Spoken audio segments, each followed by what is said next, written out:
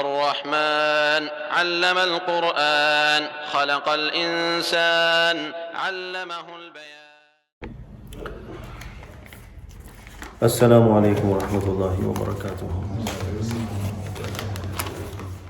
الحمد لله نحمده ونستعينه ونستغفره ونؤمن به ونتوكل عليه ونعوذ بالله من شرور أنفسنا ومن سيئات أعمالنا.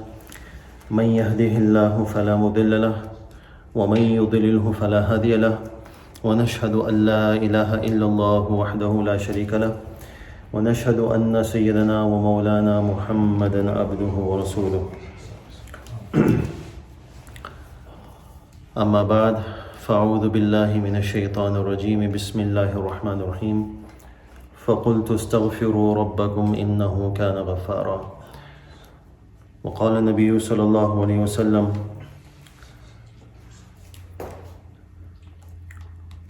ألا أدلك على كنز من كنوز الجنة لا حول ولا قوة إلا بالله، أو كما قال عليه الصلاة والسلام. My dear respected brothers and sisters, I just recited a hadith that is narrated by Abu Musa al-Ash'ari radiyallahu anhu and recorded by Imam Bukhari and Imam Muslim rahimahullah. Abu Musa al-Ash'ari radiyallahu anhu says that once Rasulullah sallallahu alayhi wasallam said to me, Ya Abdullah ibn Qais. The name of Abu Musa al-Ash'ari is Abdullah ibn Qais, and his kunyat is Abu Musa al-Ash'ari, he is more famous from his kunyat. Everyone knows him more than his kunyat than his actual real name. So Rasulullah sallallahu alaihi wasallam said, Ya Abdullah ibn Qais, O Abdullah ibn Qais, Ala adulluka ala kanzim min kunuz al-jannah, that should I tell you a kalima that is a treasure among the treasure of Jannah, of paradise. And then he said, the kalima is La hawla wa la quwwata illa billah. Ulama has explained that if someone says this kalima with sincerity, this will give him such reward in the hereafter that is going to be limitless. The reward will be never ending. That if a person makes a habit in his life to say La hawla wa la quwwata illa billah. And other ulama has explained that this is a treasure. This kalima, La hawla wa la quwwata illa billah, is kanz, is a treasure.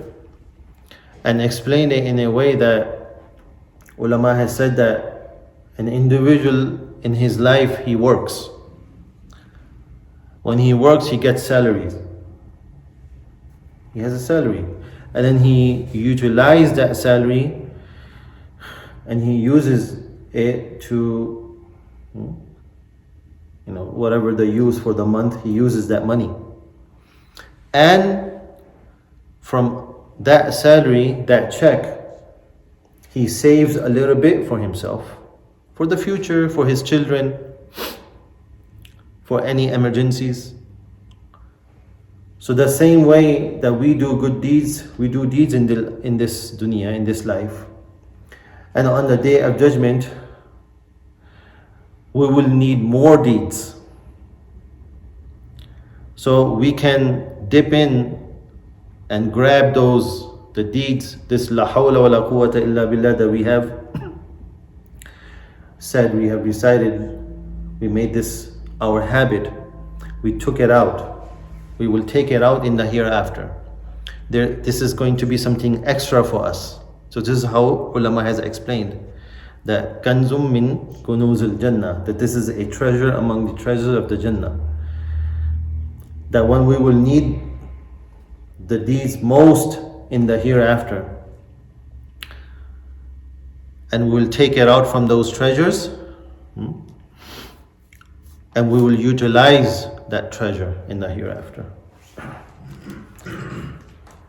In this life, when we are in trouble, financially especially, we might go to our parents, we might go to our friends and relatives, or even we go to a financial institution to ask for a loan so they can bring our situation out from that financial problems. In this life it can happen, but in the hereafter no one is there to help you except for the mercy of Allah subhanahu wa ta'ala. So there most we need deeds.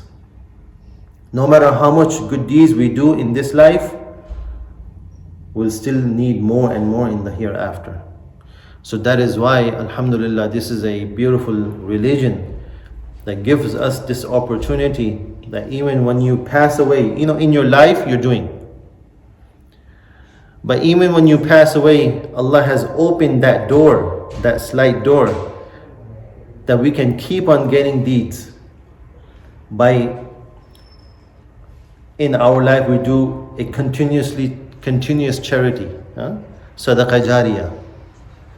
And then once we leave, our kids, our children, our family members, they do it for you. So Allah subhanahu wa ta'ala has left that door open. So you keep on getting the good deed, you keep on getting that reward even in your qabr, in your grave. And inshallah, when we go into the akhirah, we will find out in our books of deeds that there are something extra in it, inshallah. Right? So this kalima, la hawla wa la quwwata illa billah, will help us in the akhirah. And we can utilize that treasure. Just like as mentioned in the Quran, Allah says, وَالْبَاقِيَاتُ الصَّالِحَاتُ خَيْرٌ عِنْدَ رَبِّكَ ثَوَابًا وَخَيْرٌ أَمَلًا.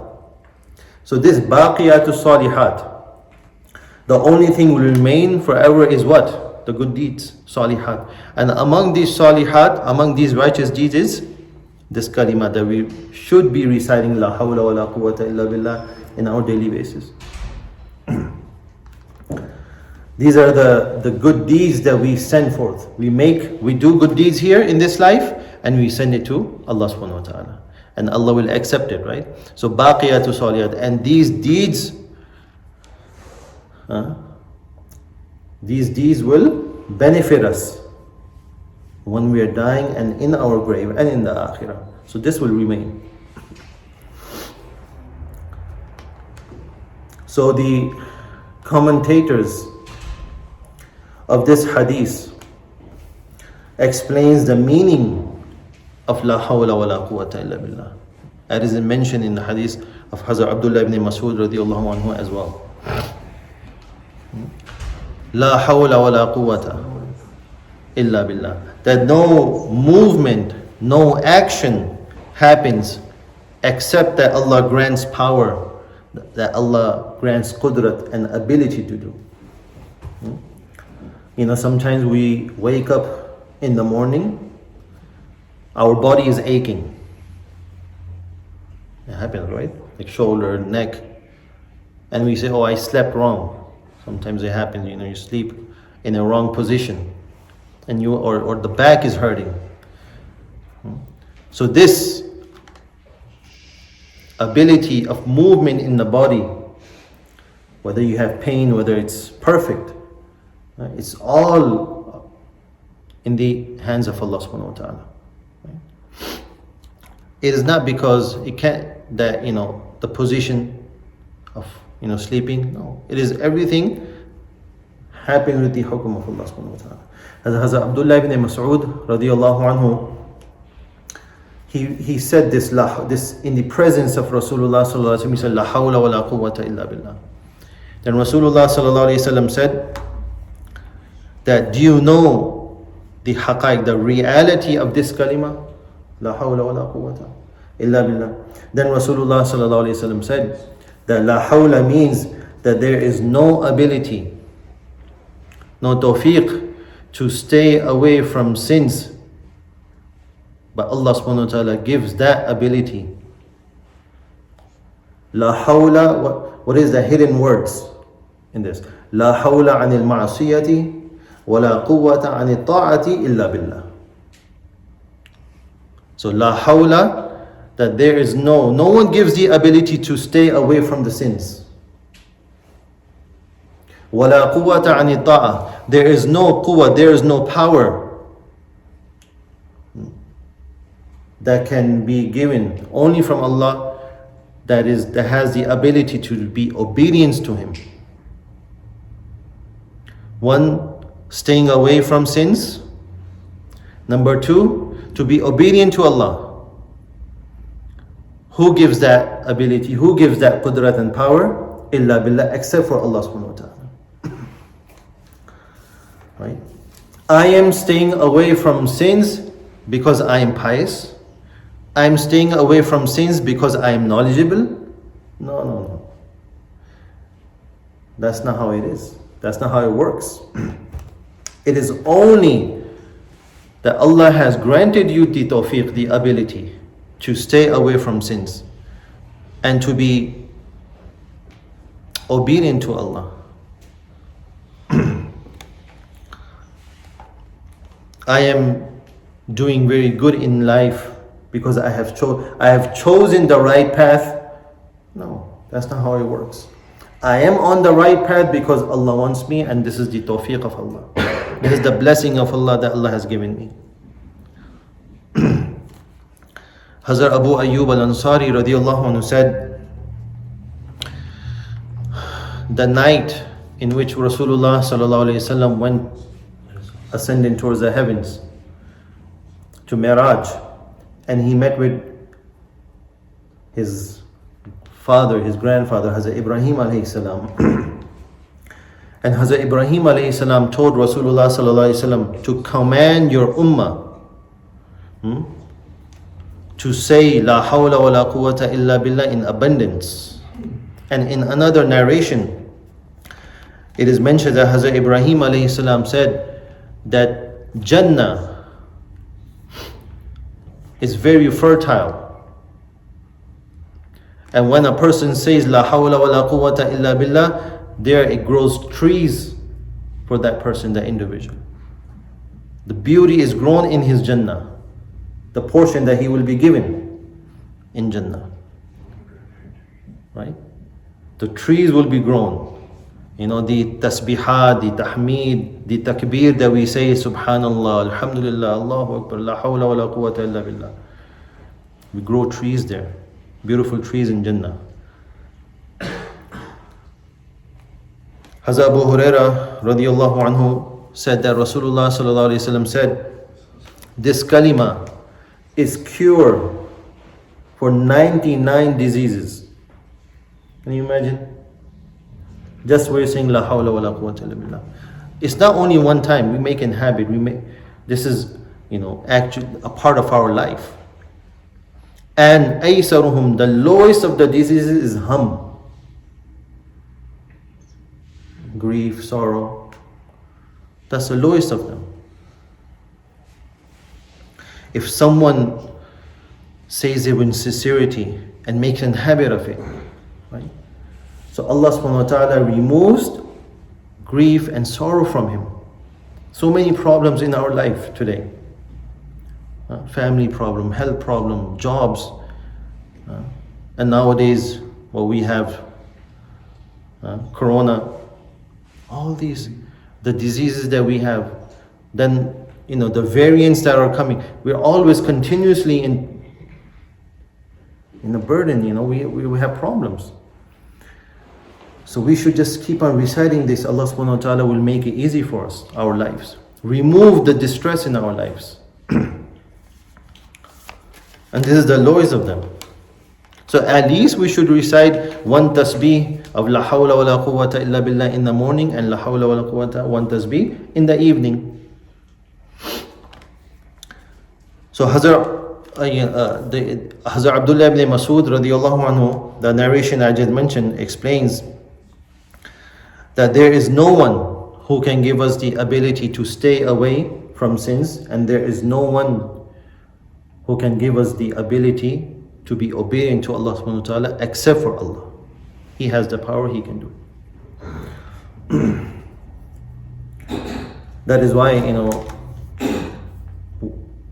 Allah subhanahu wa ta'ala, the words La hawla wa la quwwata illa billah, He did not say, this is very important to understand. La quwwata wa la hawla illa billah. This is not the way. Why La hawla is first and wa la quwwata is second? When we say La hawla wa la quwwata illa billah, we can also say La quwwata wa la hawla illa billah. If we look at it, the meaning is same. From one side to another, we just put but. Ulama has explained that when we make this La hawla anil ma'siyah, when we say this, that there is no one who gives us the ability to stay away from sins, and there is no one who gives the ability to be obedient to Allah except Allah. When we stay away from sins, first thing, when we stay away from sins, what happens? The mercy and the rahmat of Allah comes upon us. And when that mercy comes, then we get the tawfiq to do what? To do good. When a person is involved always in ma'siyat, in sins, then he does not get the mercy of Allah. When the rahmat of Allah is not there, then he cannot do good. He cannot be obedient to Allah. He's always involved in filth, in sins. So that is why we ask Allah subhanahu wa ta'ala and we proclaim this, that Ya Allah, by staying away from sins, I do not have that power, that ability. You have. So once we are staying away from sins, Allah give us the tawfiq to do the ita'at and the obedience to Allah.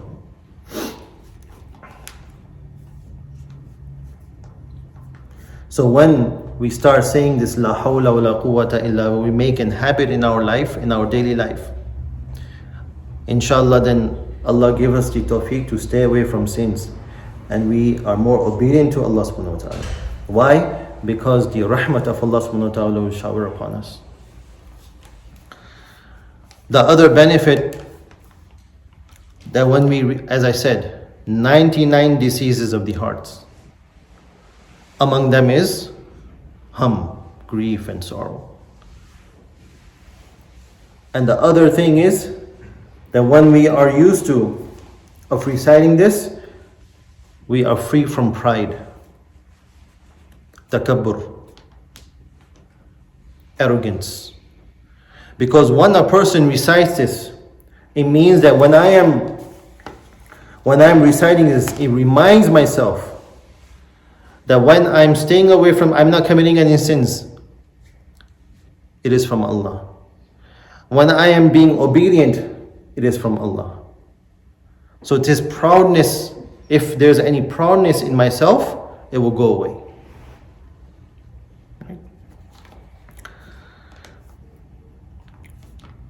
Another thing, benefit that Rasulullah sallallahu alaihi wasallam, that it is mentioned in the hadith, that a man came to Rasulullah sallallahu alaihi wasallam and said, Ya Rasulullah, the family of Auf is in distress. Why? Because Auf, the enemy of Islam, took Auf as a prisoner. So Rasulullah sallallahu alaihi wasallam said to him that tell his family to recite La hawla wa la quwwata illa billah in abundance. They kept on reciting La hawla wa la quwwata illa billah. So it was because it's time of Rasulullah sallallahu alaihi wasallam, a miracle. Allah wants to show the mu'jiza, that what this powerful kalima can do. So Allah subhanahu wa ta'ala loosened the ropes of Auf from his hands. And he ran away and came to his house. So it shows that through we have difficult times, Allah subhanahu wa ta'ala opens the doors of ease in whatever problems that we have in our life. Like in Surah An-Nuh, Allah subhanahu wa ta'ala mentioned, فَقُلْتُ اسْتَغْفِرُوا رَبَّكُمْ. That Hazrat Nuh alayhi salam said to Allah subhanahu wa ta'ala that I seek forgiveness from you, Ya Allah. And after that, this istighfar, this zikr, Allah mentions what are the benefits of these zikr. If Muslims that keep on doing istighfar and tawbah with sincerity, يُرْسِلِ السَّمَاءَ عَلَيْكُمْ مِدْرَارًا, Allah sends rain. وَيُمْدِدُكُمْ بِأَمْوَالٍ وَبَنِينَ. Allah increases your amwal, your wealth and properties. وَبَنِينَ, and children. So Allah mentions these things.